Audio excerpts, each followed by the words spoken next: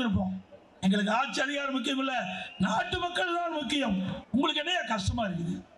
நாங்க எங்களுடைய கட்சி நிர்வாகிகள் தொண்டர்கள் சொல்றாங்க கூட்டணியிலிருந்து விலகினோம், விலகிட்டோம். நாங்க கூட்டணியிலிருந்து விலகினோம், இவருக்கு இது எரிச்சல் வருது. நம்ம கட்சிக்கு இவருக்கு என்ன சம்மதம்? ஐயோ கூட்டணியில் வெளியே போயிட்டாங்க, கள்ள கூட்டணி, கள்ள தொடர்பு. உனக்கெல்லாம் பரம்பரையில் அந்த எண்ணம் இருக்குது, நீ அதெல்லாம் அனுபவிச்சுட்டு இருப்பதுதான் அந்த புத்தி வருது. எடப்பாடி பழனிசாமி பாரதிய ஜனதா கட்சி பார்த்து பயப்படுறாங்க. நாங்க ஒன்றும் பயப்படல திரு ஸ்டாலின் அவர்களே, நீங்க தான் பயந்து நடங்கி கோலையா இருக்கிறீங்க. ஏதாவது செஞ்சா இவர்கள் மீது வழக்கு போட்டுருவாங்க அப்படின்னு அச்சத்தில் இருக்கின்ற அரசாங்கம் விடியா திமுக அரசாங்கம். அண்ணா திமுக அப்படி அல்ல, மடியிலே கனமில்லை, வழியிலே பயமில்லை. ஏன்னா அவருக்கு தான் திறமை இல்லையே.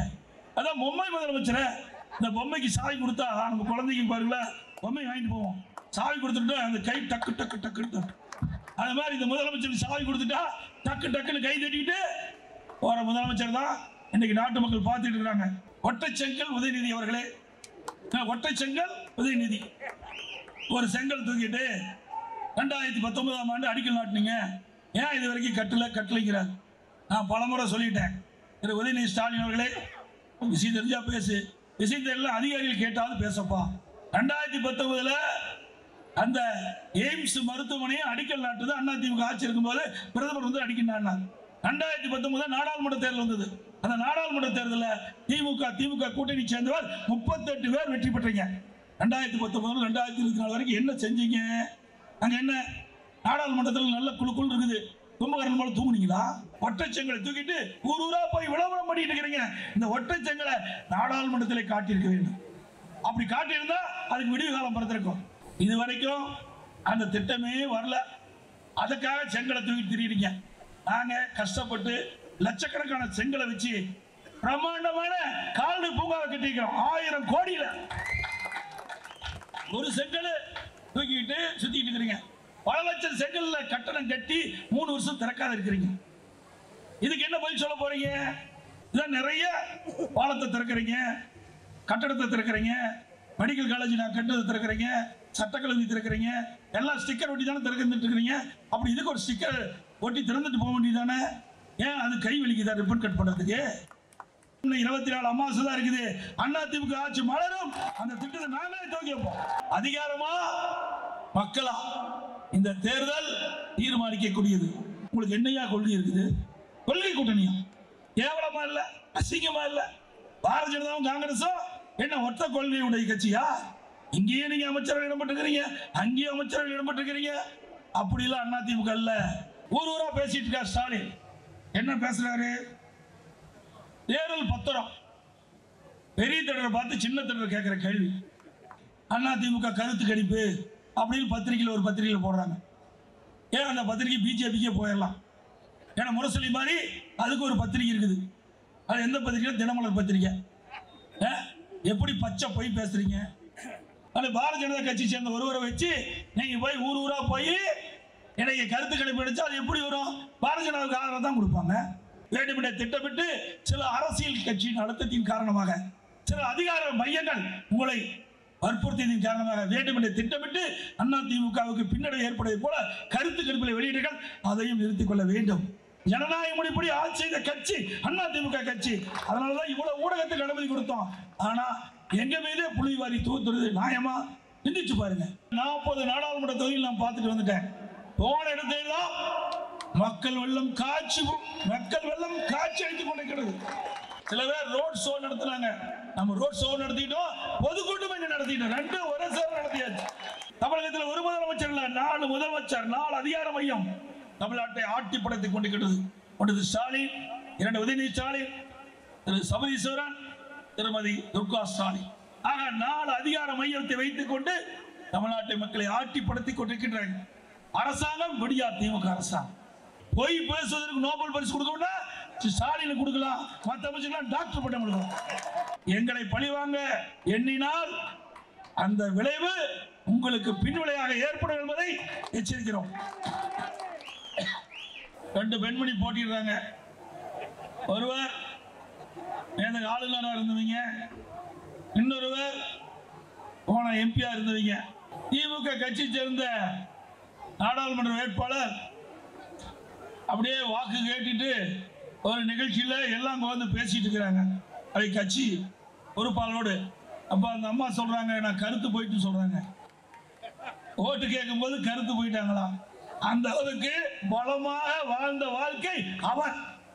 இன்றைக்கு விடியா திமுக அரசு 2021 சட்டமன்ற பொதுத் தேர்தல் போது பல அறிவிப்புகள் கொடுத்தாங்க, எதுவுமே நிறைவேற்றல.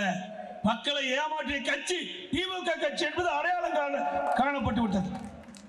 இதே புதிய தலைமைச் செயலகம் கட்டிக்கிறோம்ல, அதில் ஊழல் நடைபெற்றதாக அறிவிச்சவர் நம்முடைய ஜெயவர்தன் தான் இன்னைக்கு லஞ்ச ஒழிப்புத்துறையில் புகார் கொடுத்திருக்காரு. அதை இன்னும் விசாரிக்க காலதாமம் பண்றாங்க, நீதிமன்றம் வரைக்கும் போயிருக்குது. இன்னைக்கு அரசாங்கத்தில் லஞ்ச ஒழிப்புத்துறை வழக்கு போட்டிருந்தது அதிமுக ஆட்சியில், அதை வாபஸ் வாங்கிட்டாங்க. தில்லு திராணி தெம்பு இருந்தா அந்த வழக்கை சந்திச்சிருக்கோம் நீதிமன்றத்தில். சொல்றாரு எடப்பாடி பழனிசாமி முதுகெலும்பு, எனக்கு முதுகெலும்பு இருந்த காரணத்தால் தான் நான் வழக்கை சந்தித்து நிரபராதி என்று நிரூபிச்சு முதுகு ஸ்ட்ராங்கா இருக்குது நிரூபிச்சிருக்கிறேன். இன்றைக்கு அனைத்து இந்திய அண்ணா திராவிட முன்னேற்ற கழக தலைமையில் அமைக்கப்பட்ட கூட்டணி சார்பாக கழக வெற்றி வேட்பாளராக பொன்முனைச்சம்பல் புரட்சி தலைவர் எம்ஜிஆருடைய அருளாசியோடு, புரட்சி தலைவி அம்மாவுடைய அருளாசியோடு, தேசிய முற்போக்கு திராவிட கழகத்துடைய மறைந்த தலைவர் கேப்டனுடைய அருளாசியோடு மரியாதைக்கு டாக்டர் ஜெயவர்தன் அவர்களை நிறுத்தப்பட்டிருக்கின்றோம். நம்முடைய வெற்றி வேட்பாளர் திரு டாக்டர் ஜெயவர்தன் முன்னாள் எம்பி அவர்கள். அவருக்கு உங்களுடைய பொன்னான வாக்கினை இரட்டை சின்னத்திலே வாக்களித்து வெற்றி பெற செய்யுங்கள். நம்முடைய சின்னம் புரட்சி தலைவர் எம்ஜிஆர் சின்னம், அம்மாவின் சின்னம், தாய் குலத்தின் சின்னம், தொழிலாளியின் சின்னம், வெற்றி சின்னம். இரட்டை சின்னத்துக்கு வாக்களித்து பெருவாரியான வாக்கு வித்தியாசத்தில் வெற்றி பெற செய்யுங்கள். நம்முடைய வேட்பாளரை பொறுத்த வரைக்கும் ஏற்கனவே நாடாளுமன்ற உறுப்பினர் இருந்து இந்த தொகுதியில் நன்கு அறிமுகமானவர். அவரை ஏற்று போட்டியிடுவது யார் என்று தெரியும். 2 பெண்மணி போட்டிடுறாங்க. ஒருவர் ஆளுநராக இருந்தவங்க, இன்னொருவர் போன எம்பியா இருந்தவங்க. திமுக கட்சி சேர்ந்த நாடாளுமன்ற வேட்பாளர் அப்படியே வாக்கு கேட்டுட்டு ஒரு நிகழ்ச்சியில எல்லாம் வந்து பேசிட்டு இருக்கிறாங்க, அதை கட்சி பொறுப்பாளரோடு. அப்ப அந்த அம்மா சொல்றாங்க, நான் கருத்து போயிட்டு சொல்றாங்க. ஓட்டு கேட்கும் போது கருத்து போயிட்டாங்களா? அந்த அளவுக்கு பலமாக வாழ்ந்த வாழ்க்கை அவர். நம்முடைய டாக்டர் ஜெயவர்தன் அவர்கள் கூப்பிட்ட குரலுக்கு ஓடோடி வந்து உங்களை சந்திக்கக்கூடிய பண்பாளர். எக்ஸாம் புயல் வந்தது, நான் இந்த பகுதியெல்லாம் டி நகர் பகுதியில் வந்தேன். டி நகர் பகுதியில் வருகின்ற பொழுது மேற்கு மாம்பழ பகுதியில் வந்தேன். இடுப்பு தண்ணி இருந்தது. என்னோட வந்து மக்களோடு மக்களாக இருந்து மக்களுடைய குறையை கேட்ட வேட்பாளர் நம்முடைய வேட்பாளர். அதே போல திரு கந்தன் அவருடைய பகுதியில் கிட்டத்தட்ட 3 கிலோமீட்டருக்கு சாலையில் இடுப்பு தண்ணி இருந்தது. அதை பார்க்க போகும்போது அவர் என்னோட வந்தார். இப்படி மக்களுடைய பிரச்சனை வருகின்ற பொழுது மக்களுடைய கஷ்ட நஷ்ட துன்பம் துயரம் வேதனைகள் அவரிடத்தில் தெரிந்து அதற்கு உண்டான தீர்வை காண்கின்ற நாடாளுமன்ற வேட்பாளர் நம்முடைய வேட்பாளர் அறிவிச்சார். ஒரு வேட்பாளரை தேர்ந்தெடுக்கும் போது நீங்கள் நல்லவராக வல்லவராக தேர்ந்தெடுத்தா தான் நீங்க ஓட்டு போட்டதுக்கு பயன் கிடைக்கும். அதே நம்முடைய வேட்பாளரை பொறுத்த வரைக்கும் மக்களுடைய பிரச்சனை நன்கு தெரிந்தவர், எந்த நேரத்தில் எப்படி உதவி செய்ய வேண்டும் என்று அவருக்கு முழுமையாக அறிந்து தெரிந்து புரிந்தவர். அப்படிப்பட்ட நல்ல வேட்பாளர் நம்முடைய கழகத்தின் சார்பாக நிறுத்தப்பட்டிருக்கின்றோம். அவருக்கு நம்முடைய பொன்னான வாக்கினை இரட்டை சின்னத்திலே வாக்களித்து வெற்றி பெற செய்யும். இன்றைய தினம் 2 வேட்பாளருமே வலுவான வேட்பாளர். நம்முடைய வேட்பாளரும் அதற்கு சளைத்தவர் அல்ல. அவனை வெல்லக்கூடிய திறமை நம்முடைய வேட்பாளருக்கு இருக்கு. ஆகவே இந்த தேர்தலை பொறுத்த வரைக்கும் மக்கள் நம்பிக்கை உரிய கட்சியாக அண்ணா திமுக கட்சி இருந்து கொண்டிருக்கிறது. இன்றைக்கு விடியா திமுக அரசு 2021 சட்டமன்ற பொதுத் தேர்தல் போது பல அறிவிப்புகள் கொடுத்தாங்க, எதுவுமே நிறைவேற்றல. மக்களை ஏமாற்றிய கட்சி திமுக கட்சி என்பது அடையாளம் காணப்பட்டு விட்டது. ஒவ்வொரு தேர்தல் வரும்போது அழகா பேசுவாங்க, அந்த தேர்தலோட அவை காணாம போயிடுவாங்க. ஆனால் அனைத்து இந்திய அண்ணா திராவிட முன்னேற்ற கழகத்தை பொறுத்த வரைக்கும் கொடுக்கப்பட்ட வாக்குறுதியை நிறைவேற்றுகின்ற கட்சி அண்ணா திமுக கட்சி என்று வரலாறு சொல்லிக் கொண்டிருக்கிறது. 2011 இதே புரட்சி தலைவி அம்மா அவர்கள் சட்டமன்ற தேர்தலில் சந்திச்சாங்க, கொடுத்த வாக்குறுதியை நிறைவேற்றினாங்க. 14 கொடுத்த வாக்குறுதி நிறைவேற்றினாங்க. 2016ஆம் ஆண்டு சட்டமன்ற தேர்தல் போது கொடுக்கப்பட்ட வாக்குறுதி நிறைவேற்றினாங்க.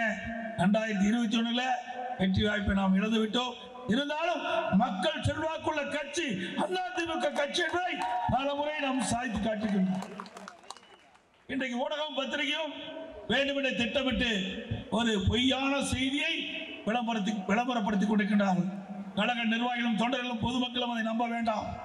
ஆட்சி அதிகாரத்தில் இருக்கின்றவர்கள் மத்தியிலும் மாநிலத்திலும் அதை பயன்படுத்தி அவருடைய ஊடகம் பத்திரிகையை மிரட்டி இன்றைக்கு நம்மை சிறுமைப்படுத்தி போட்டுக் கொண்டிருக்கின்றார்கள். பத்திரிகையிலே ஊடகத்திலே தவறான செய்தி வெளிப்படுத்திக் கொண்டிருக்கிறார்கள். ஏதோ அவர்கள் ஒவ்வொரு தொகுதியாக போய் மக்களை சந்தித்து கருத்து கணிப்பு ஏற்பட்டு அதன் மூலமாக இந்த வெளியீடு செய்வதாக சொல்லிக் கொண்டிருக்கிறார்கள். அது அத்தனையும் பொய். நான் கிட்டத்தட்ட 40வது நாடாளுமன்றம், இந்த தென் சென்னை 40வது நாடாளுமன்ற தொகுதி வேட்பாளர் ஆதரிச்சு பிரச்சாரம் பண்ணிட்டு இருக்கிறேன். இதுதான் 40வது தொகுதி. 40வது நாடாளுமன்ற தொகுதியினுடைய பிரச்சார கூட்டம் இன்னைக்கு நடக்குது. ஆக 40 நாடாளுமன்ற தொகுதியில் நான் பார்த்துட்டு வந்துட்டேன். போன இடத்தில்தான் மக்கள் வெள்ளம் காட்சி அளித்துக் கொண்டிருக்கிறது. எங்க பார்த்தாலும் கடல் போல் மக்கள் வெள்ளம் காட்சி அளிக்குது. நீங்க பாத்தீங்கன்னா ஒரு பரலாங்க தூரம் இந்த வீதி பூரா நிரம்பி இருக்குது. எங்க பார்த்தாலும் மக்கள் தலை. நான் வருகின்ற பொழுது கிட்டத்தட்ட 1 கிலோமீட்டர் சாலையில் இருபுறங்களிலும் மக்கள் ஆர்வத்தோடு எழுச்சியோடு வரவேற்பு கொடுத்துட்டு இருந்தாங்க. சில பேர் ரோட் ஷோ நடத்தினாங்க. நம்ம ரோட் ஷோ நடத்திட்டோம், பொதுக்கூட்டம் இங்க நடத்திட்டோம், ரெண்டு ஒரே சேர நடத்தியாச்சு. இன்றைய தினம் மத்தியிலே ஆளுகிறவர்கள், மாநிலத்தில் ஆளுகிறவர்கள் அதிகாரத்தை வைத்து இந்த தேர்தலை சந்திக்கிறார்கள். நாம் மக்களை எண்ணி நாம் இந்த தேர்தலை சந்திக்கிறோம், மக்களை நம்பி இந்த தேர்தலை சந்திக்கின்றோம். ஆக அதிகாரமா மக்களா இந்த தேர்தல் தீர்மானிக்கக்கூடியது. இன்றைக்கு மக்கள் தான் நிலையானவர்கள். அதிகாரம் மாறி மாறி வரும், அது நிலையில்ல. ஆனால் மக்கள் எப்பொழுதும் ஒரே நிலையில் இருப்பார்கள். மக்களை நம்பி நாங்க வேட்பாளர் நிறுத்தி இருக்கிறோம். ஆனால் அவர்கள் அதிகாரத்தை நம்பி இன்னைக்கு தேர்தலில் நிற்கின்றாங்க. ஆக அனைத்து இந்திய அண்ணா திராவிட முன்னேற்ற கழகத்தை பொறுத்த வரைக்கும் ஆட்சியில இருந்தாலும் இல்லாவிட்டாலும் மக்கள் சேவை செய்வதிலே முதன்மையான கட்சி என்பதை நிரூபித்து காட்டிக் கொண்டிருக்கின்றோம். அண்மையில மிக்ஜாம் புயல் வந்தது, ஆட்சியில் இல்ல. இருந்தாலும் நான் எதிர்கட்சி தலைவர் அறிவிச்சார் டி சத்யா, அறிவிச்சார் ரவி, காந்தன், அசோக் எல்லாம் தங்களுடைய பகுதிக்கு என்னை அழைச்சிட்டு போனாங்க. நம்முடைய வேட்பாளரும் கூட வந்தாரு. எல்லா மக்களையும் சந்திச்சு ஆதரவு கூறி எங்களால் முடிந்த நிவாரண உதவியை மக்களுக்கு அளித்தோம். ஆட்சி அதிகாரத்தில் இல்ல, இருந்தாலும் பொன்மனச்சம்பல் புரட்சி தலைவர் எம்ஜிஆர் தோற்றுவித்த கட்சி அதிமுக கட்சி. எப்பொழுதெல்லாம் மக்கள் துன்பப்படுகிறார்களோ அப்பொழுதெல்லாம் மக்களை சந்தித்து மக்களுக்கு உதவி செய்ய வேண்டும். அதுதான் அதிமுக கட்சியினுடைய நோக்கம், லட்சியம். அதை புரட்சி தலைவர் காலத்தில் நிறைவேற்றினார், அம்மாவுடைய காலத்தில் நிறைவேற்றினார்கள். இருவரும் தலைவர்கள் வழியிலே அம்மாவுடைய அரசும் நிறைவேற்றியது, அதிமுக இன்னைக்கு நிறைவேற்றிக் கொண்டிருக்கின்றோம். மற்றவர்களை போல ஆட்சியில் இருக்கும் போது ஆகா ஓகோன்னு பேசுவாங்க, ஆட்சி இல்ல போது மக்களை பார்க்க மாட்டாங்க. அதிமுக அப்படி இல்ல. ஆட்சி அதிகாரத்துக்கு வந்தாலும் தொடர்ந்து மக்களுக்கு சேவை செய்வோம். ஆட்சி அதிகாரத்தில் இல்லாத போதும் மக்களுக்கு எங்களால் முடிந்த உதவிகளை தொடர்ந்து செய்வோம். நல்லா சிந்திச்சு பாருங்க. அண்மையில் மிக்ஜாம் புயல் வந்தது. அப்பொழுது ஸ்டாலின் டெல்லியில் நடந்த கூட்டத்தில் போய் கலந்துக்கிறார். தூத்துக்குடியில் தென் மாவட்டத்தில் கடுமையான மழை பொழிவு, எல்லா பகுதியிலும் நீர் சூழ்ந்திருக்குது. இன்றைக்கு தூத்துக்குடி நகரத்தில் மக்கள் வெளிவர முடியாத சூழ்நிலை. அங்க திருநெல்வேலியில தாமிரபரணி ஆறு கரை புரண்டு ஓடி வீடுகள்லாம் அடிச்சு செல்லப்பட்டது. தென்காசியில மழை, கன்னியாகுமரியில் மழை. ஆனா அதையெல்லாம் பார்க்கவில்லை. அவர் அதிகாரத்தை பெறுவதற்காக கூட்டணி கட்சி இந்தியா கூட்டணி அங்க டெல்லியில கூட்டம் போடுறாங்க. அந்த கூட்டத்துக்கு போய் கலந்து கொண்ட முதலமைச்சர் தான் இன்றைய முதலமைச்சர். மக்களோட அவருக்கு அதிகாரம் தான் பெருசு. ஓட்டு போட்டு தேர்ந்தெடுத்த மக்களை பார்க்காத முதலமைச்சர் விடியா திமுக முதலமைச்சர். சிந்திச்சு பாருங்க. ஒரு நாடு கொந்தளிச்சு இருக்கிறது, நாட்டு மக்கள் தண்ணீரை தத்தளித்துக் கொண்டிருக்கின்றார்கள், வாழ்வாதாரம் பாதித்திருக்கின்றது, உணவு கிடைக்காமல் பதறிக் கொண்டிருக்கின்றார்கள், குழந்தைக்கு பால் கிடையாது, முதியோர்களுக்கு உணவு கிடையாது. இப்படிப்பட்ட நிலையில ஒரு முதலமைச்சர் ஓடோடி தாய் உள்ளத்தோடு அந்த பகுதி மக்களை பார்த்து ஆறுதல் கூறி அவருக்கு நிவாரண உதவி வழங்கியிருந்தா ஒரு உண்மையான முதலமைச்சர், சிறந்த ஆட்சி என்று மக்கள் பாராட்டியிருப்பாங்க. அதுக்கு மாறாக நீங்கள் இந்தியா கூட்டணி அமைச்சு கொண்டு இங்கே பாதிக்கப்பட்ட மக்களை பார்க்காம அங்க போய் கூட்டணி கலந்துட்டு இருக்கீங்களே. இப்படிப்பட்ட முதலமைச்சர் நாட்டை காக்க முடியுமா? மக்களை காப்பாருங்களா? சிந்திச்சு பாருங்க. சொல்லுங்க, நீங்க தான் மக்கள், நீங்க தான் தீர்மானிக்கக்கூடிய ஒரு நிலையில இருக்கின்றீர்கள். ஆக எப்பொழுதெல்லாம் ஆபத்து ஏற்படுகிறதோ மாநிலத்தில் பேரிடர் காலத்தில் முதலமைச்சர் புயல் வேகத்தில் செயல்பட வேண்டும். மக்களுக்கு இடர்பாடுகள், துன்பங்கள், துயரங்கள் வருகின்ற பொழுது அதை துடைத்தெறிகின்ற முதலமைச்சர் தான் உண்மையான முதலமைச்சர். ஆனா அப்படிப்பட்ட முதலமைச்சர் தமிழகத்தில் இல்லை. குடும்ப ஆட்சிகின்ற முதலமைச்சர், மக்களை பற்றி கவலைப்படாமல் வீட்டு மக்களை பற்றி சிந்திக்கக்கூடிய முதலமைச்சர் இன்றைய முதலமைச்சர் திரு ஸ்டாலின். ஒரு நிகழ்வு, ஒரு நாள் காலையில நடைபயணம் மேற்கொண்டு இருக்கார். அப்போ மக்கள் நல்வாழ்வுத்துறை அமைச்சர் அழைச்சிட்டு போறார். 2 பேரும் பேசிட்டே போறாங்க. அப்ப நாட்டை பத்தி எல்லாம் கேட்கல முதலமைச்சர். திரு உதயநிதி ஸ்டாலின் கழக தலைவர் ஒரு படம் நடிச்சிருக்காரு. அந்த படம் எப்படி ஓடுது, அதுல எவ்வளவு வசூல் வருது அப்படின்னு கருத்தை தான் கேட்கிறார். ஆக நடைபயணம் மேற்கொள்கின்ற பொழுது கூட குடும்பத்தை தான் சிந்திக்கிறார் ஒழிய நாட்டு மக்களை சிந்திக்காத முதலமைச்சர் இன்றைய முதலமைச்சர் ஸ்டாலின். சிந்திச்சு பாருங்க. எப்பொழுதெல்லாம் நேரம் கிடைக்குதோ அப்பொழுதெல்லாம் மக்களுடைய சிந்தனை தான் ஞாபகத்துக்கு வர வேண்டும். ஆனா நம்முடைய முதலமைச்சர் அப்படி இல்லை. குடும்ப கட்சி, குடும்ப ஆட்சி நடந்து கொண்டிருக்கிறது. தமிழகத்தில் ஒரு முதலமைச்சர் இல்ல, 4 முதலமைச்சர், 4 அதிகார மையம் தமிழ்நாட்டை ஆட்டி படைத்துக் கொண்டிருக்கிறது. ஒன்று ஸ்டாலின், 2 உதயநிதி ஸ்டாலின், திரு சபரீஸ்வரன், திருமதி துர்கா ஸ்டாலின். ஆக 4 அதிகார மையத்தை வைத்துக் கொண்டு தமிழ்நாட்டை மக்களை ஆட்டி படைத்துக் கொண்டிருக்கின்றார்கள். அரசாங்கம் விடியா திமுக அரசாங்கம். அதோடு இன்றைய தினம் புயல் என்று கத்துறாங்க. எல்லா நேரத்திலும் தான் புயல் வந்தது. அதிமுக ஆட்சிக்கு மட்டும் புயல் வராதுதா? அதிமுக ஆட்சியில் பல புயலுங்க. வர்தா புயல், கஜா புயல், தானே புயல், புரவி புயல், நிறைய பேர் வச்சிருக்காங்க புயலுக்கு. அத்தனை புயலையும் கண்ட அரசாங்கம் அதிமுக அரசாங்கம். சாரி அவர்களே, இந்த வர்தா புயல் வந்த போது சென்னை மாநகரத்தில் மக்கள் அத்தனை பேருக்குமே தெரியும். ஒரு வீதியிலிருந்து அடுத்த வீதிக்கு போக முடியாது. மரம் எல்லாம் சாஞ்சி போச்சு, மின் கம்பம் எல்லாம் சாஞ்சி போச்சு, மின் துண்டிப்பு. இப்படிப்பட்ட நிலையில அனைத்து இந்திய அண்ணா திராவிட முன்னேற்ற கழக அரசு ஜெட் வேகத்துல செயல்பட்டு அங்கங்கே இருக்கிற மின் கம்பங்கள் சரி செய்யப்பட்டன. அங்கே சாய்ந்த மரங்கள் வெட்டி எடுக்கப்பட்டு அப்புறப்படுத்தப்பட்டன. 6 லட்சம் மரம் சென்னை மாநகரத்திலே சாய்ந்து ஒடிந்து வீதியிலே கிடந்தது. 2 டன் மரங்களை வெட்டி அப்புறப்படுத்திய அரசாங்கம் அதிமுக அரசாங்கம். திரு ஸ்டாலின் அவர்களே, பல மின்கம்பங்கள் உடைந்து விட்டன, பல டிரான்ஸ்பாரம் பழுதாகிவிட்டது, துணைமின்நிலையம் பழுதாகிவிட்டது. அதையெல்லாம் போர்க்கால அடிப்படையில் சரி செய்து உடனடியாக மின்சாரம் தடையில்லாமல் கொடுத்த ஒரே அரசாங்கம் அதிமுக அரசாங்கம்.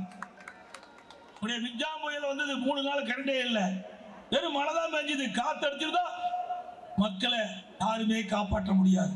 இந்த மின்சாரம் புயல்ல 2 நாள் சாப்பாடு கொடுக்கல மக்களுக்கு. மக்கள் கஷ்டப்பட்டாங்க, வேதனைப்பட்டாங்க, துன்பப்பட்டாங்க. ஆனா திமுக கட்சி அமைச்சர் வந்து பார்க்கல, அங்கிருந்து சட்டமன்ற உறுப்பினர் பார்க்கல, இப்போ நாடாளுமன்ற உறுப்பினர் இருக்காங்களே திமுகவில், அவர்கள் வந்து எட்டி பார்க்கல. ஆனா நம்முடைய நாடாளுமன்ற உறுப்பினர், நம்முடைய முன்னாள் சட்டமன்ற உறுப்பினர்கள், நம்முடைய மாவட்ட கழக செயலாளர், கழக நிர்வாகிகள், தொண்டர்கள் ஓடோடி போய் மக்களுக்கு உதவி செய்து மக்கள் மனதில் இடம்பெற்ற கட்சி அதிமுக கட்சி. நீங்க பாத்தீங்கன்னா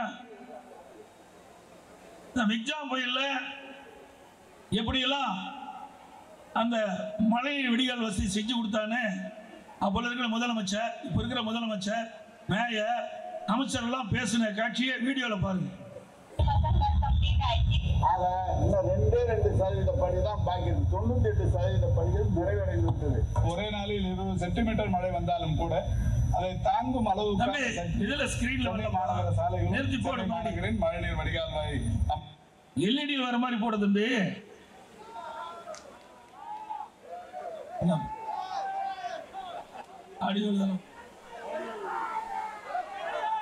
போடு தம்பி.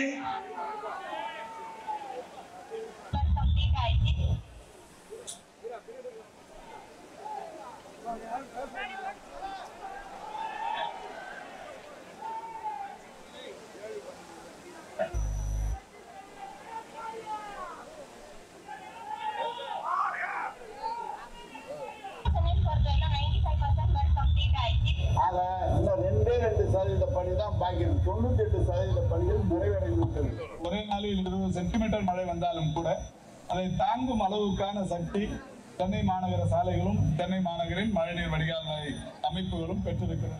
புறநகரை பொறுத்தவரைக்கும் 100% முடிந்து விட்டது.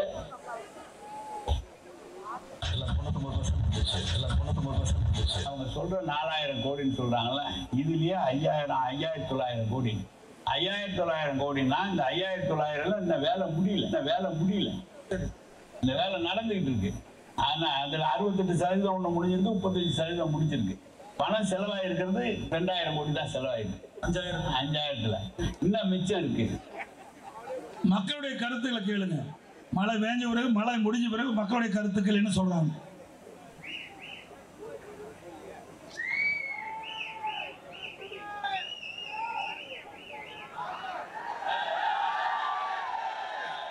ஆடியோ வரலப்பா.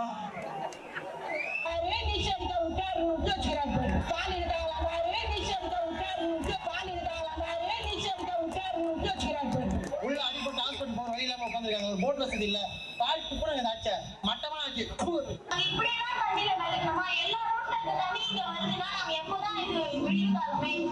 எல்லா மக்களுமே இருக்கிறவங்களும் இல்லாதவங்களும் எல்லாருமே கஷ்டப்படுறாங்க. இந்த பால் பாக்கெட்டுக்காக நாங்க இவ்வளவு தூரம் நடந்து வந்திருக்கோம். பாத்தீங்கன்னா ஊட வீட்டு வந்து இன்னொரு வீட்டை வந்து நாங்க தங்கி இருக்கோம். இது வரைக்கும் வந்து என்ன ஏதுன்னு கூட ஒருத்தர் கூட வந்து பாக்கல. அவங்க ஒரே பாம்பு, தேளு, பாம்பு எல்லாமே இருக்கு. 3 நாளா இந்த காவா தண்ணியோட தான் நாங்க இருக்கிறோம். 3 நாளா பசியும் பட்டினியுமா கிடக்குறோம் நாங்க. 3 நாளா இப்ப குடிக்க தண்ணி இல்ல. அது மட்டும் இல்லாம எங்களுக்கு பால் இல்ல, சோறு இல்ல, கரண்ட் இல்ல. கரண்ட்டும் ஃபுல்லா கட் ஆயிட்டு போன்ல இருந்து எதுவுமே இல்லாம நின்றுக்கிறோம். எங்களோட உரிமைக்கு நாங்களே போராட வேண்டியதாகுது. பாத்தீங்களா மக்கள்? ஏன்னா நம்ம பேசினா தப்புன்னு சொல்லுவார். ஆனா நேரடியாக மக்கள் எப்படி பாதிக்கப்பட்டிருக்கிறார் என்ற செய்தியை எல்இடி உங்களுக்கு காட்டணும். இதான் சூப்பர் முதலமைச்சர்.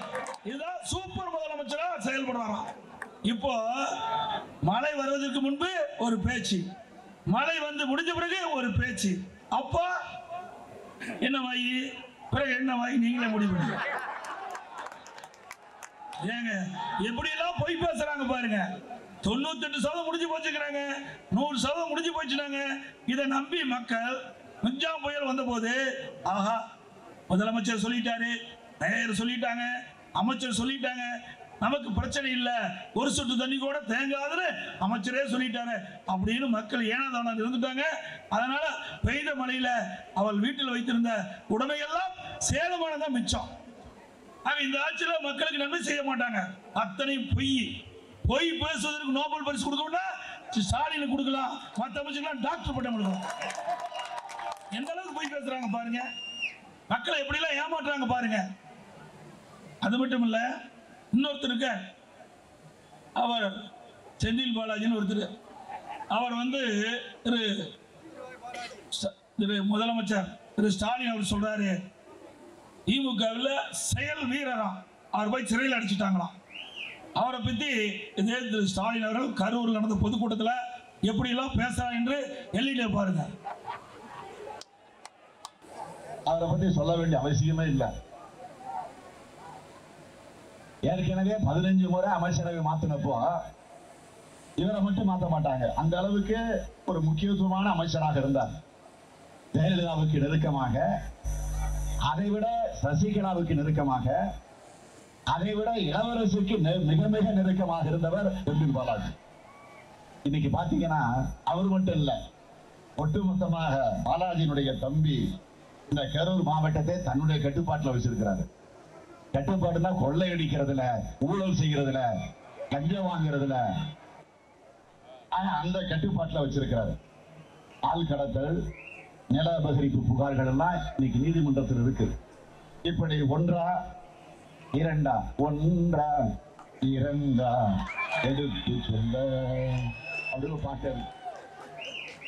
பிறகு திரு செந்தில் பாலாஜி அவர்கள் சட்டமன்றத்தில் ஸ்டாலினை பத்தி எப்படி பேசுறான்னு பாருங்க. எல்இடியில பேசும் புல்லர் கூட்டம் போட்டியிட தம்பி எல்இடி தம்பி புலம்பிட துவங்கிவிட்டார். இப்படி ஒரு குற்றச்சாட்டை இந்த அவையிலே கூற உறுப்பினர் மு.க. ஸ்டாலின் தகுதி இருக்கிறதா என்று கேட்டால் லட்சத்தில் ஒரு பங்கு கூட தகுதி இல்லை. கருணாநிதிக்கும் கருணாநிதியினுடைய பிள்ளைகளுக்கும் எப்போதுமே ஒரு குணம் உண்டு. அவங்க வகிச்சா அது பதவி, மற்றவங்கன்னா அது புழுதி.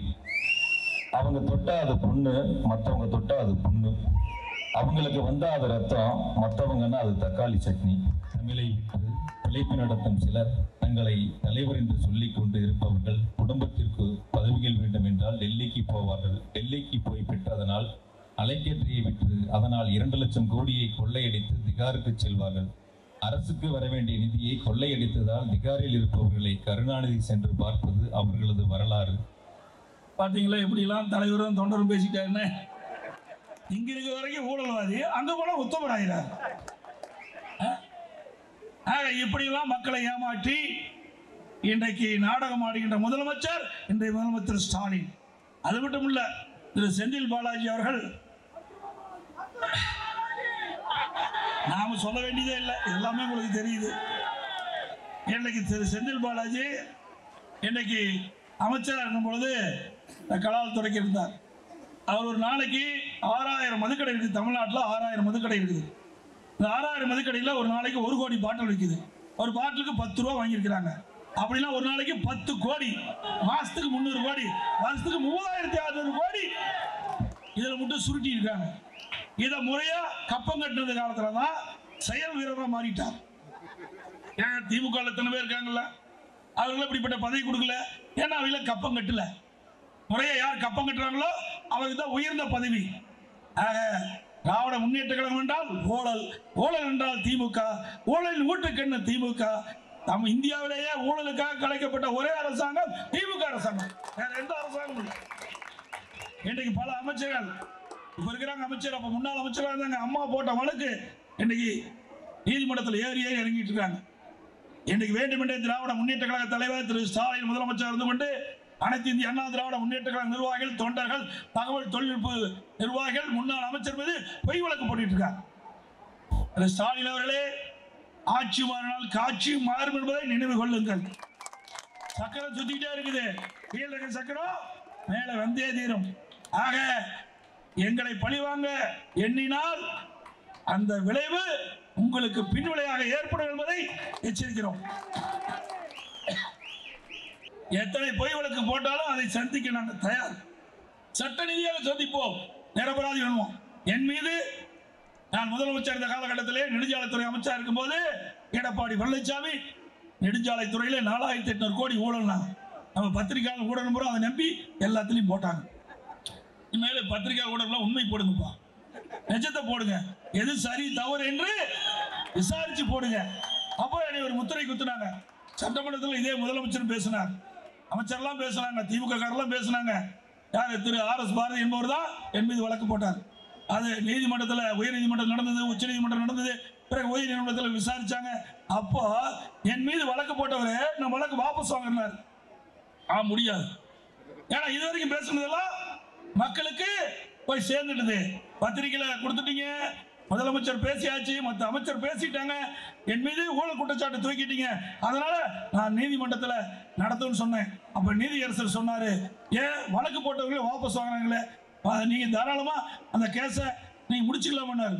இல்ல, அவர் என் மீது ஊழல் குற்றச்சாட்டு சொல்லி இன்றைக்கு நாடு பூரா பரப்பிட்டாங்க, அது நிரபராதி என்று நான் நிரூபிக்க வேண்டும் சொல்லி நான் என்ன நான் தகுதிமா நீதிமன்றத்தில் அதை சந்திச்சு நிரபராதி என்று வெளியிலே வந்தேன். பிறகு உச்ச நீதிமன்றத்துக்கு போய் மேல்முறையீடு செஞ்சாங்க திரு ஸ்டாலின் அரசாங்கம். அங்கேயும் நிரபராதி என்று நிரூபித்து உங்கள் முன் நிற்கிறேன்.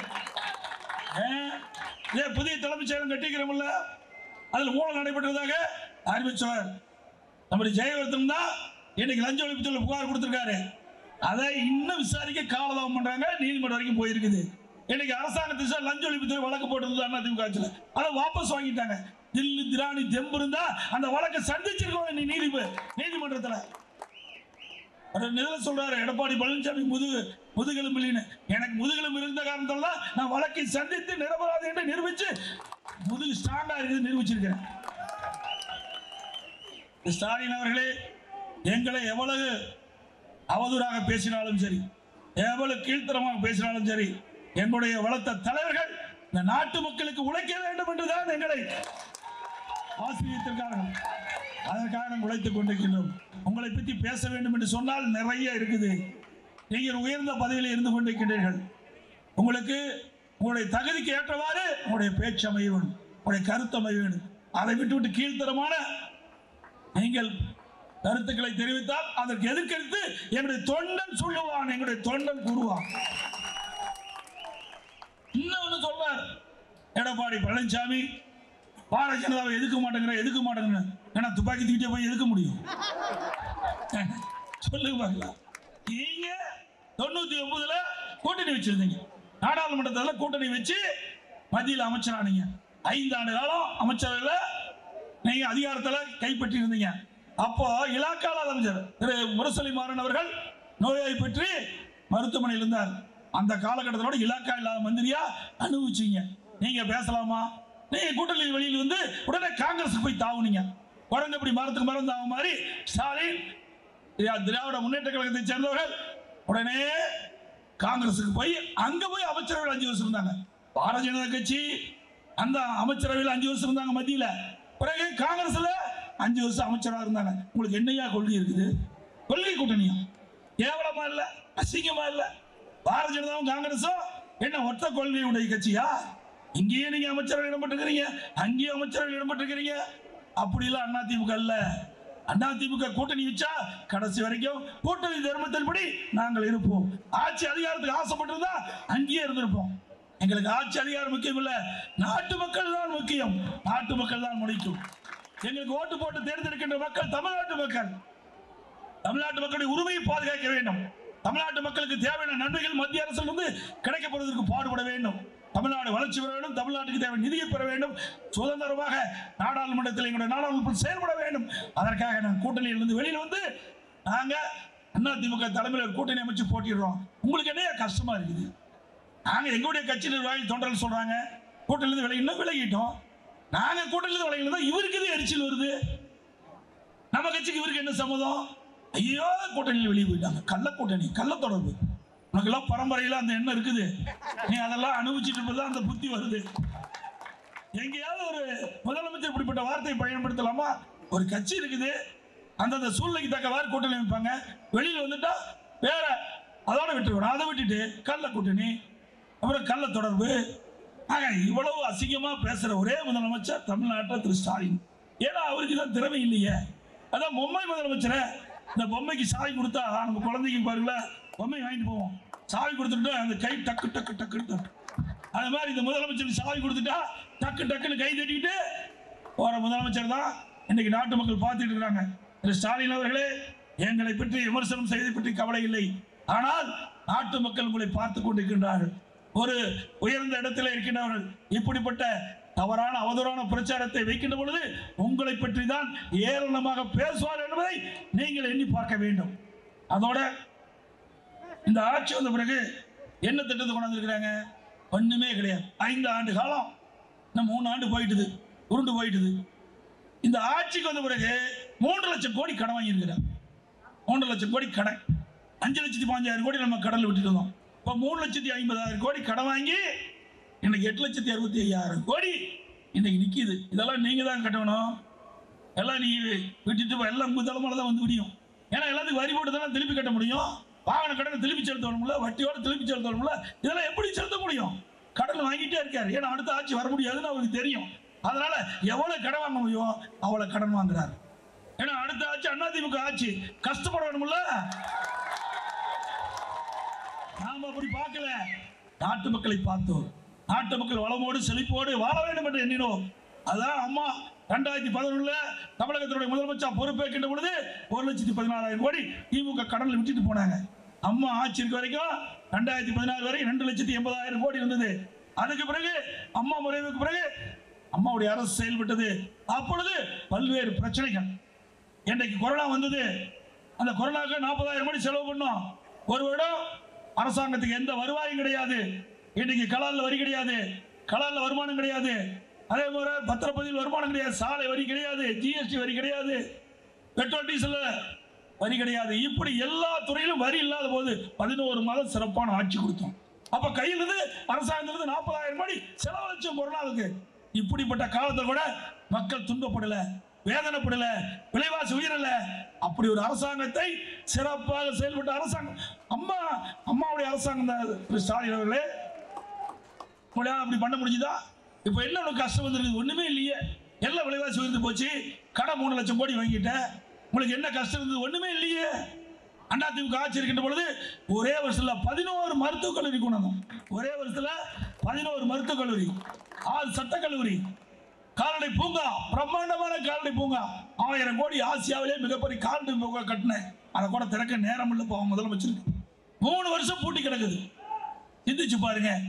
அதே போல வேளாண் கல்லூரி, பொறியியல் கல்லூரி, கால்நடை மருத்துவக் கல்லூரி, ஆராய்ச்சி நிலையம், ஐடி கல்லூரி, பாலிடெக்னிக் கல்லூரி, நிறைய கல்லூரி, கலை மற்றும் அறிவியல் கல்லூரி, இப்படி நிறைய கல்லூரி திறந்ததன் விளைவு இந்தியாவிலேயே உயர்கல்வி படிப்பதிலே முதல் மாநிலம் என்ற பெயரை நாங்கள் பெற்றோம். உங்க ஆட்சியில் 1வது கொண்டாட முடிஞ்சு, ஒரு மெடிக்கல் காலேஜ் கொண்டாட முடிஞ்சுதா? இல்லையே. எப்பொழுது பார்த்தாலும் நீட் சொல்றாரு. நீட்டை கொண்டு வந்தது காங்கிரஸ் ஆட்சி இருக்கும்போது 2010 நீட் தேர்வு கொண்டு வந்தாங்க. அப்போ திராவிட முன்னேற்ற கழகத்தை சேர்ந்த அமைச்சர் காந்தி செல்வன் சுகாதாரத்துறை இணை அமைச்சர் இருந்த காலகட்டத்தில் நீட் கொண்டு வந்தீங்க. இதை யாராலையும் மறுக்க முடியாது. கொண்டு வந்தது நீங்க, தடுத்துறதுக்கு முயற்சி அதிமுக. ஆனா வேண்டுமென்றே திட்டமிட்டு நாம் மீது ஒரு பொய்யான குற்றச்சாட்டை தொடர்ந்து சொல்லிட்டு வராங்க. கிராமத்தில் ஒரு பழமொழி இருக்குது, பொய்ய பொருந்துற மாதிரி சொன்னா மெய்ய திருன்னு முடிக்குமா? பொய்ய பொருந்துற மாதிரி சொன்னா மெய்ய திருன்னு முடிக்குமா? மெய்யெல்லாம் உண்மை. இப்படி பொய்ய பேசி பேசி மக்களிடத்துல ஒரு நம்பிக்கை ஊட்ட பாக்குறாங்க. இது அத்தனையும் பொய். அதிமுக ஆட்சி நீட் தேர்வை ரத்து செய்வதற்கு கடும் முயற்சி எடுத்தது. உச்சநீதிமன்ற தீர்ப்பினால நடைமுறைப்படுத்த வேண்டிய நிலைக்கு தள்ளப்பட்டு விட்டோம். ஆனால் திராவிட முன்னேற்ற கழக ஆட்சி, மத்தியிலே காங்கிரஸ் ஆட்சி இருக்கும் போது திராவிட முன்னேற்ற கழகத்தை சேர்ந்தவர் அமைச்சராக இடம்பெற்றிருந்தாங்க. அப்பதான் அந்த நீட் தேர்வே வந்தது. அது மட்டும் இல்ல, இன்றைக்கு திரு ஸ்டாலின் மகன் உதயநிதி ஸ்டாலின் ஒவ்வொரு செங்கலை தூக்கிறார்.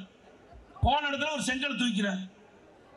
ஒற்றை செங்கல் உதயநிதி அவர்களே, ஒற்றை செங்கல் உதயநிதி ஒரு செங்கல் தூக்கிட்டு 2019ஆம் ஆண்டு அடிக்கல் நாட்டினீங்க, ஏன் இது வரைக்கும் கட்டலைங்கிறார்.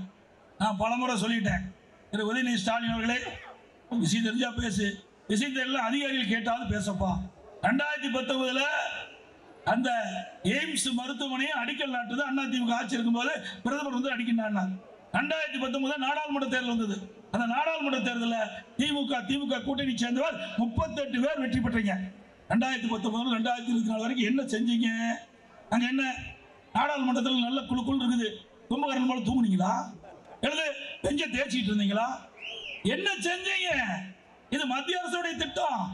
அடிக்கல் நாட்டப்பட்டதில்ல 19. ஆக அந்த 5 ஆண்டு காலம் நாடாளுமன்றத்தில் அழுத்தம் கொடுத்துருக்கணும்ல, அங்க பேசியிருக்கணும்ல.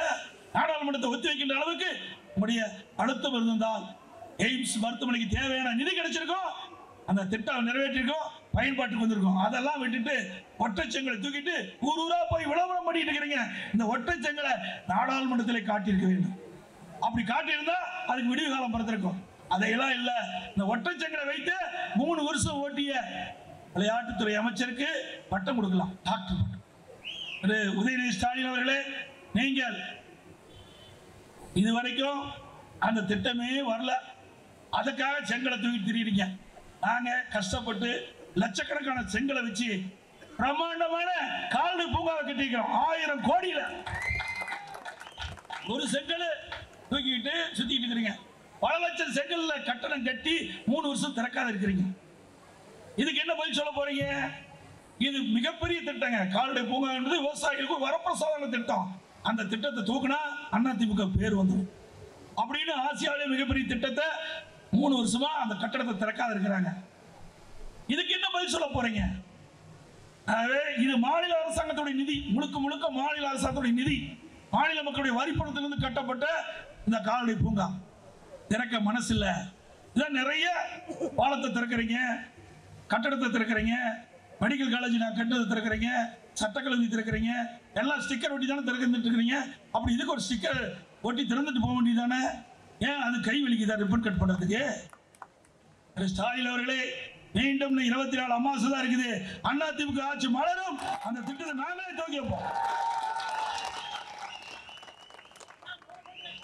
அதே போல ஊரூரா பேசிட்டு இருக்கார் ஸ்டாலின். என்ன பேசுறாரு? தேர்தல் பத்திரம், பெரிய திட்டத்தை பார்த்து சின்ன திட்டத்தை கேட்கிற கேள்வி. 656 கோடி திமுகவுக்கு இந்த தேர்தல் பத்திரத்தில் வாங்கியிருக்காங்க. 656 கோடிக்கு திமுக தலைவர் தலைமையில் இருக்கிற திமுக தேர்தல் பத்திரம் வாங்கியிருக்குது. ஆனா தேசிய கட்சிகள் ஒரு 6500 கோடி, ஒரு 1500 கோடி, இப்படி பல கட்சி பல வாங்கியிருக்குது. இதுக்கு திரு ஸ்டாலின் பேசுறாரு, அவர்களை பத்தி இவர் பேசிட்டு இருக்கார். கேவலமா இல்ல? முத உங்களுடைய முகத்தை கண்ணாடியில் பாருங்க, அப்புறம் அடுத்த முகத்தை பத்தி பழிச்சு பேசினா பரவாயில்ல. நீங்கள் ஊழல் செய்து மறைப்பதற்கு அடுத்தவர் மீது பழி போட்டுட்டு இருக்கிறீங்க. இதுக்கு என்ன பதில்? அதோட வேடிக்கை என்னன்னா, ஆன்லைன் ரம்மி சூதாட்டம் அதை தடை செய்வதற்கு அதிமுக ஆட்சியில் சட்டம் கொண்டு வந்து நிறைவேற்றணும். ஆன்லைன் நிறுவனத்தை நீதிமன்றத்துக்கு போய் நல்ல தீர்ப்பு வாங்கிவிட்டாங்க. அதை இன்னைக்கும் ரத்து பண்ணாத இருக்கிறாங்க. இன்னைக்கு போய் மேல்முறையீடு செஞ்சிருக்கிறாங்க. இன்னும் அந்த வழக்கு வரல. இப்போ அந்த நிறுவனத்தில் இருந்து ஆன்லைன் ரம்மி நிறுவனத்திடம் இருந்து சூதாட்ட நிறுவனத்தில் இருந்து 509 கோடி தேர்தல் பத்திரம் வாங்கிருக்கு. எவ்வளவு மோசம்! சூதாட்ட பேரை கூட விட்டு வைக்கல, சூதாட்டம் நடத்துறவங்க கூட விட்டு வைக்கல. அவர்கிட்ட 509 கோடி வாங்கியிருக்கிறாங்க. எத்தனை பேர் ஆன்லைன் ரம்மி விளையாட்டில் போய் உயிர் வந்திருக்கிறாங்க? எத்தனை பேர் குடும்ப நாசமா போயிருக்குது? அந்த பணம் தானே இந்த பணம், அவங்க கொடுத்த பணம் தாங்க இந்த 509 கோடி. ஆக சூதாட்ட பணத்தை வாங்கிய ஒரே கட்சி திமுக கட்சி தான். அப்புறம் எதுக்கு எடுத்தாலும் ஒரு குழு போட்டுருவார், ஒரு திட்டத்தை அறிவிப்பார், ஒரு பேரை வச்சுருவார், குழு போட்டுருவார். குழு போட்டு அதோட முடிஞ்சு போச்சு. இந்தியாவில் குழு அரசாங்கம்னா திரு ஸ்டாலின் தலைவருக்கு அரசாங்கம் தான் குழு அரசாங்கம். ஒண்ணுமே தெரியல. ஏங்க எத்தனை துறையினுடைய செயலாளர் இருக்கிறாங்க, அவங்களாம் இன்னும் வேலை ஒரு திட்டத்தை அறிவி அவங்க செயல்படுத்துறாங்க. அதுக்கு ஒரு குழு போட்டா அந்த செயலாளர் செயல்படுவாரா? பார்க்குறாரு இந்த செயலாளர், குழு தானே போட்டு பேப்பர் எங்கிட்ட தானே வரும், வரட்டுன்னு சுற்றி சுற்றி விட்டுக்கிட்டு இருக்காரு. ஒரு திட்டம் கூட நிறைவேறல. 52 குழு கிடப்பில் கிடக்கு. என்ன அதிசயமா இருக்கு நினைச்சு பாருங்க. இன்னொன்னு, திரு ஸ்டாலின் எதிர்கட்சியா இருக்கும்போது ஒரு பேச்சு பேசுவார், ஆளுங்கட்சியா இருக்கும்போது பேசுவார். எடப்பாடி பழனிசாமி பாரதிய ஜனதா கட்சி பார்த்து பயப்படுறாங்க. நாங்க ஒன்றும் பயப்படல திரு ஸ்டாலின் அவர்களே, நீங்க தான் பயந்து நடங்கி கோலையா இருக்கிறீங்க. இவர் எதிர்கட்சியா இருக்கும்போது பிரதமர் சென்னைக்கு வந்தபோது go back Modi, go back மோடின்னு கருப்பு விட்டீங்க, கருப்பு கொடி காட்டினீங்க.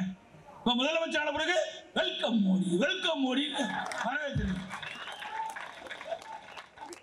இங்க வெளியில வீரவசனம், அங்க பிரைம் மினிஸ்டர் பார்த்தா சரணகதி. இப்படிப்பட்ட முதலமைச்சர் தமிழ்நாடு முழுக்க ஸ்டாலின் தான். நாங்க அப்படி இல்லப்பா, எப்ப எதுக்கணுமோ அப்ப எதுக்குறோம், எப்ப ஆதரிக்கணுமோ அப்ப ஆதரிப்போம். கூட்டணியில் இடம்பெற்றிருந்தோம். காவிரி நதி பிரச்சனை வந்தது, உச்ச நீதிமன்றம் காவிரி நதி பிரச்சனைக்கு தீர்வு கண்டது, தீர்ப்பு கொடுத்தது. அந்த தீர்ப்பை அமல்படுத்துவது பாரதிய ஜனதா அரசாங்கம் காலதாமம் செஞ்சது. நம்முடைய நாடாளுமன்ற 2014 2019 வரைக்கும் இருந்தாங்க. 2019 அந்த காவிரி உச்ச நீதிமன்றம் அளித்த தீர்ப்பை நடைமுறைப்படுத்த வேண்டும் என்று அதிமுக நாடாளுமன்றங்கள் 37 பேர் 22 நாட்கள் நாடாளுமன்றத்தை ஒத்தி வச்சாங்க. 22 நாட்கள் குரல் கொடுத்து அழுத்தம் கொடுத்து நாடாளுமன்றமே ஒத்தி வச்சாங்க. இந்தியாவில் இருக்கிற அத்தனை பேரும் பார்த்தாங்க. அப்படிப்பட்ட அழுத்தம் கொடுத்த அரசாங்கம், அழுத்தம் கொடுத்த கட்சி அதிமுக கட்சி. திரு ஸ்டாலின் அவர்களே, எதை எதுக்கு வேணுமோ அப்ப எதுப்போம். மக்களுடைய பிரச்சனை, மக்களுக்கு தீங்கிழைக்கின்ற பொழுது, மக்கள் பாதிப்படுகின்ற பொழுது அதற்காக குரல் கொடுக்கின்ற ஒரே கட்சி அதிமுக கட்சி என்பதை நிரூபிச்சிருக்கிறோம். உங்களால ஒரு நாள் நாடாளுமன்றத்தை ஒத்தி வைக்க முடிஞ்சுதா? தமிழ்நாட்டு பிரச்சனையை பற்றி நீட் தேர்வை பேசுறீங்களா? இதை எங்க பேசணும்? நாடாளுமன்றத்தில் பேசணும். அழுத்தம் கொடுத்திருக்கணும், ஒத்தி வைக்கிற அளவுக்கு நடவடிக்கை எடுத்திருக்கணும். இங்க ஒற்றை செங்கலை தூக்கிட்டு பிரயோஜனம் இல்லை, அங்க செங்கலை காட்டி அழுத்தம் கொடுத்திருக்கணும். நிதி கிடைச்சிருக்கும், எய்ம்ஸ் மருத்துவமனை எல்லாம் விட்டுட்டாங்க. ஏன்னா பயம், ஏதாவது செஞ்சா இவர்கள் மீது வழக்கு போட்டுருவாங்க அப்படிங்கிற அச்சத்தில் இருக்கின்ற அரசாங்கம் விடியா திமுக அரசாங்கம். அதிமுக அப்படி அல்ல, மடியிலே கனமில்லை, வழியிலே பயமில்லை. திரு ஸ்டாலின் அவர்களே, எதற்கும் அஞ்ச போவதில்லை. நாட்டு மக்கள் தான் எங்களுக்கு எஜமானர்கள், நாட்டு மக்களுக்கு தான் உழைப்பது எங்களுடைய லட்சியம். அதற்காகத்தான் நாங்கள் உழைத்துக் கொண்டிருக்கின்றோம். அதனால்தான் மக்கள் எங்கள் பக்கம் இருக்கின்றார்கள்.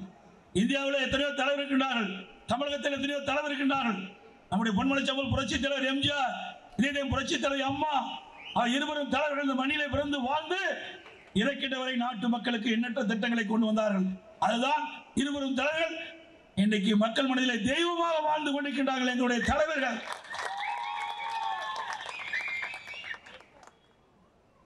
இன்றைக்கு விடியா திமுக ஆட்சி பொறுப்பேற்ற பிறகு மின் கட்டண உயர்வு. நீங்க 1000 ரூபாய் கட்டிட்டு இருந்தா 2000 மின் கட்டணம் கட்டணும். 52% மின் கட்டணத்தை உயர்த்திட்டாங்க.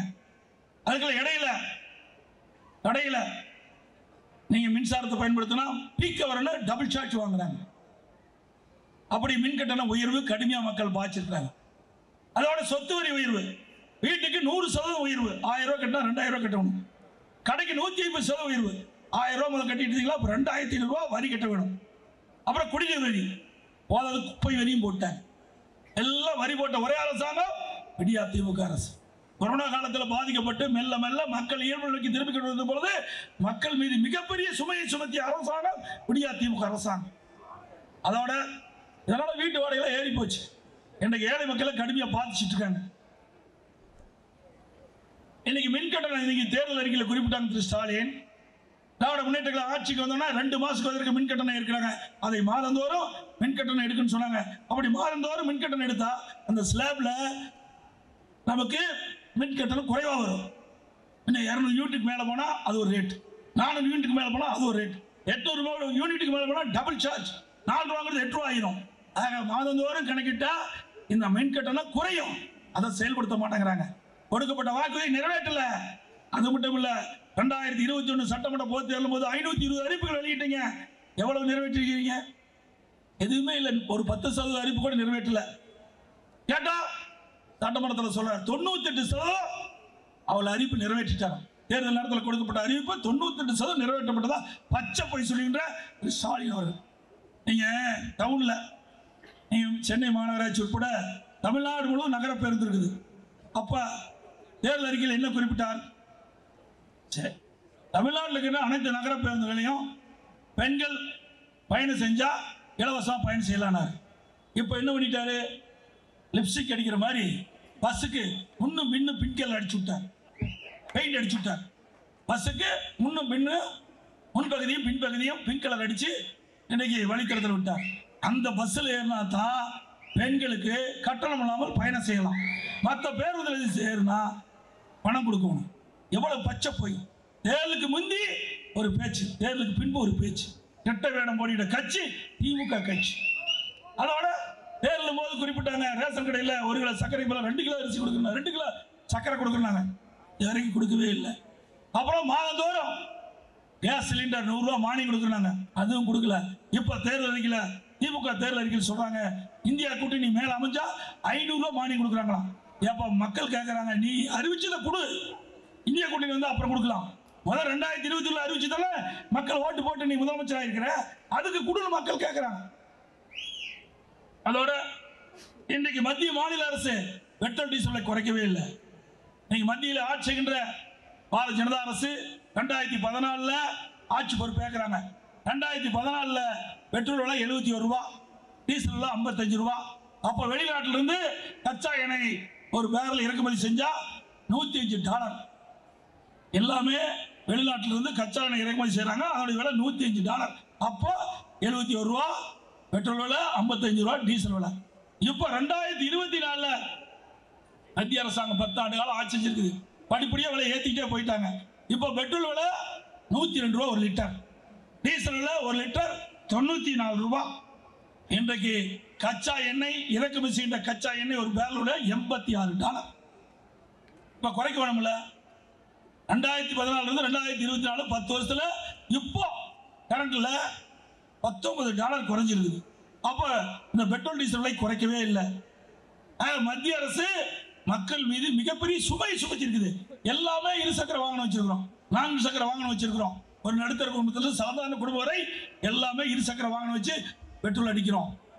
இவ்வளவு விலை ஏற்றத்திற்கு காரணம் மத்திய அரசாங்கம். இன்றைக்கு அதை இந்த மத்திய அரசு நம்முடைய நாடாளுமன்ற வெற்றி பெற்று நாடாளுமன்றத்தில் அழுத்தம் கொடுத்து பெட்ரோல் டீசலை குறைப்பதற்கு கடும் முயற்சி எடுப்போம். அதோட விடியா திமுக அரசு தேர்தல் அறிக்கையில் குறிப்பிட்டாங்க, திராவிட முன்னேற்ற கழகம் ஆட்சிக்கு வந்ததையும் பெட்ரோல் 5 ரூபா குறைப்போம், டீசல் 4 ரூபா குறைப்பாங்க. பெட்ரோலுக்கு மட்டும் 3 ரூபா குறைச்சாங்க. கொடுக்கப்பட்ட வாக்குறுதி 5 ரூபா குறைப்போம். ஆனா நிறைவேற்றது 3 ரூபா 2 ரூபா ஏப்ப போட்டாங்க, நாம் போட்டாங்க. இப்போ டீசலுக்கு 4 ரூபா குறைக்கண்டாங்க, அதுவும் குறைக்கல. ஆக இன்னைக்கு பக்கத்துல கர்நாடக அரசு 8 ரூபா குறைச்சிட்டாங்க, புதுச்சேரி இன்னைக்கு 6 ரூபா குறைச்சிட்டாங்க. ஆனா தேர்தல் நேரத்தில் கொடுக்கப்பட்ட வாக்குறுதி திரு ஸ்டாலின் ஆட்சிக்கு வந்தோம்னா டீசல் விலை 4 ரூபா குறைக்கணும், இது வரைக்கும் குறைக்கல. ஏன்னு சொன்னா டீசல் விலை ஏற்றத்தினால் இன்னைக்கு லாரிகள் இன்றைக்கு வாடகை உயருது, அதில் வேற சரக்கு கட்டணம் உயருது. அந்த சரக்கை போய் நான் வாங்கினா நம்ம தலையில் வந்து விடியுது. ஆக டீசலை உயர்ந்தால் மக்கள் தான் பாதிக்கப்படுறாங்க. ஆகவே டீசல் பெட்ரோல் விலையை மத்திய அரசு குறைக்க வேணும். மாநில அரசு கொடுக்கப்பட்ட வாக்குறுதி நிறைவேற்றுமா குறைச்சே ஆகணும்.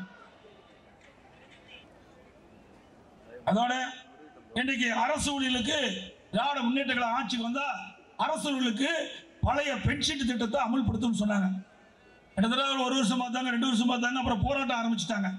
பல முறை அரசாங்கம் சந்திச்சு பார்த்தாங்க, இதுவரைக்கும் விடிவு காலமே பிறக்கல. ஆக படிச்சவங்களையும் ஏமாற்றி ஒரே அரசாங்கம் அதிமுக அரசாங்கம்.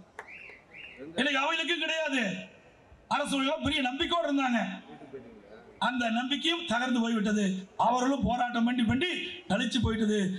இன்றைக்கு அரசு ஊழியர்களை ஏமாற்றி அரசாங்கம் அதிமுக அரசாங்கம்.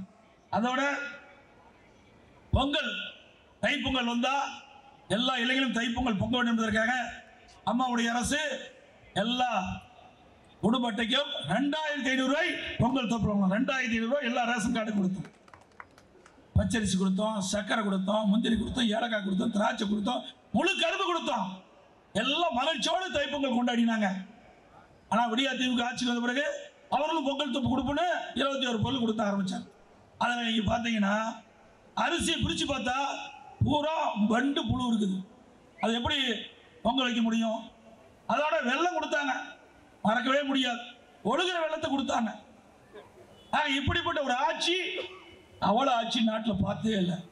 ஏழைகளுக்கு பொங்கல் தொகுப்பு கொடுப்பதில் கூட ஊழல் செய்த ஒரே அரசாங்கம் அதிமுக அரசாங்கம் என்பதை மக்கள் உணர்ந்திருக்கின்றார்கள். கொரோனா காலம் 11 மாத காலம் கொரோனா காலம் இருந்தது.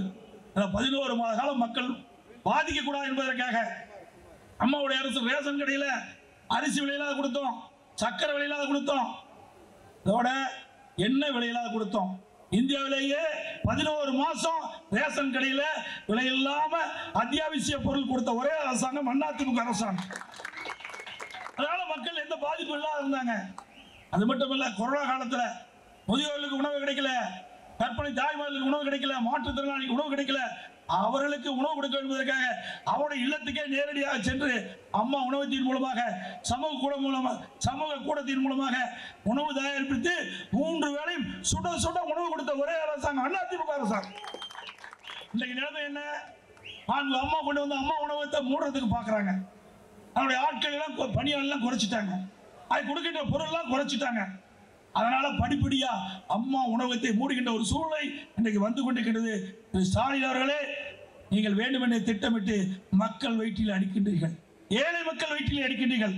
ஒருபோதும் மக்கள் மன்னிக்க மாட்டார்கள். வருகின்ற தேர்தலில் அதுக்குண்டான பலனை அனுபவித்தே தீர்வீர்கள்.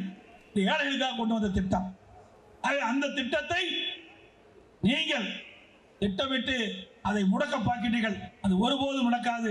மீண்டும் அனைத்து அண்ணா திராவிட முன்னேற்ற கழக அரசு மக்கள் துணையோடு மலரும். இந்த திட்டம் வெற்றிகரமாக நடைபெறும். அதோட இன்னைக்கு பத்திரிகையிலையும் ஊடகத்திலையும் நிறைய செய்தி வருது.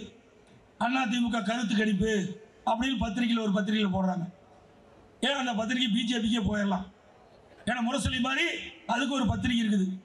அது எந்த பத்திரிகை? தினமலர் பத்திரிகை. எப்படி பச்சை போய் பேசுறீங்க?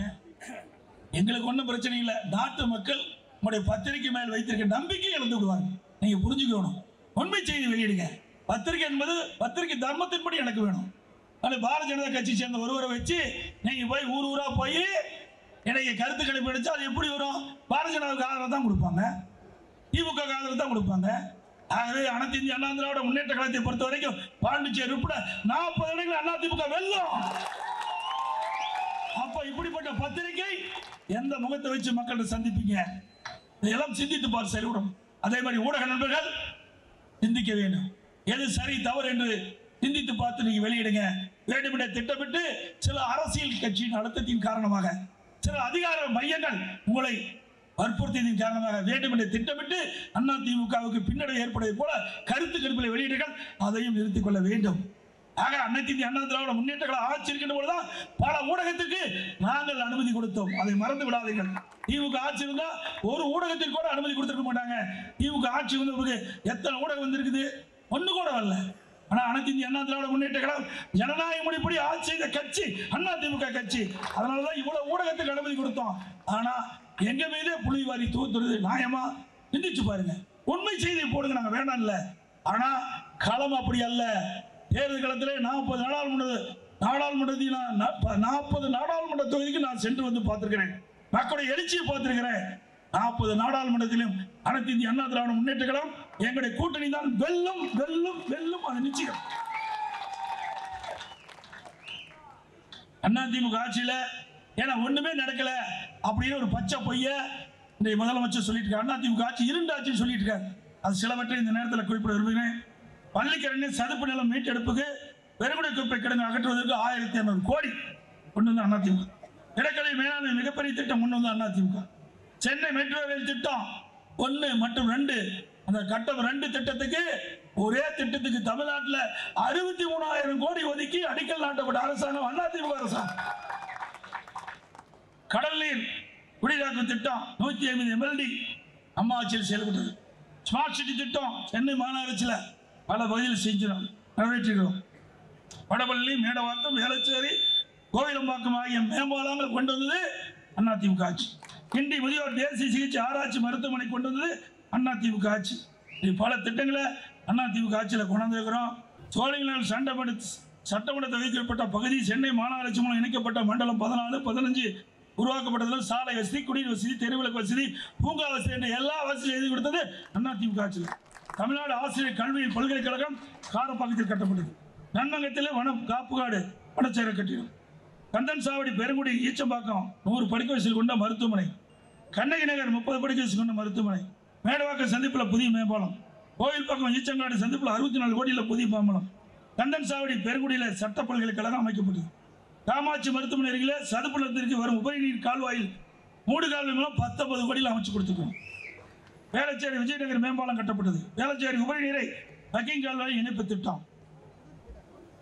செட்டப்பாக்கம் ஏரி முதல் செம்பலமாக்கம் ஏரி வரை கட்டன் கவர் கால்வாய் 17 கோடியில் அமைக்கப்பட்டது. மேற்கு தாம்பரம் கிருஷ்ணநகர் பகுதியில் கட்டன் கவர் கால்வாய் அமைக்கப்பட்டதால் லட்சுமிபுரம் மற்றும் காலனி பகுதியில் மணலில் வடிந்துள்ளது. கோவில் பக்கம் பள்ளிக்கரணை கட்டன் கவர் கால்வாய் அமைக்கப்பட்டதில் எரலுடி சாலையில் பல்லவரம் துறைப்பாக்கம் சாலையில் தேங்கும் மழைநீர் சதிப்பு நில பகுதி கொண்டு செல்லப்பட்டு மணலில் வடிந்துள்ளது.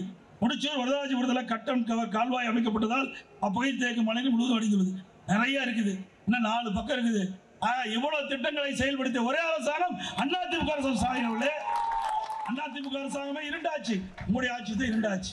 உங்களுடைய ஆட்சி காலத்தில் தான் ஊழல் கரப்ஷன் கமிஷன் எல்லா துறையிலும் கொடிகட்டி பறிக்கின்ற ஆட்சி திமுக ஆட்சி என்பதை இந்த நேரத்தில் தெரிவித்து நம்முடைய வெற்றி வேட்பாளர் அருமை சகோதரர் டாக்டர் ஜெயவர்தன் அவர்களுக்கு 2 லட்சத்தில் வாக்களித்து அவரை பெருவாரியான வாக்கு வித்தியாசத்தில் வெற்றி பெற செய்யுங்கள். அவர் நல்லவர், வல்லவர், திறமையானவர், இளைஞர். அவருக்கு ஒரு வாய்ப்பை தாருங்கள் என்று இளைஞரன் கூப்பி வேண்டி கேட்டு தமிழர் உரிமை மீட்போம், தமிழ்நாடு காப்போம், தமிழர் உரிமை மீட்போம், தமிழ்நாடு காப்போம். நான் சொல்றதை அப்படியே திருப்பி சொல்லுங்க சத்தமா. ஒற்றை விரலால் ஓங்கி அடிப்போம், ஒற்றை விரலால் ஓங்கி அடிப்போம், ஒற்றை விரலால் ஓங்கி அடிப்போம். விடியா திமுக ஆட்சியை வீட்டுக்கு அனுப்புவோம், விடியா திமுக ஆட்சியை வீட்டுக்கு அனுப்புவோம். வாக்களிப்போம் இரட்டலைக்கு, வாக்களிப்போம் இரட்டலைக்கு. நன்றி, வணக்கம்.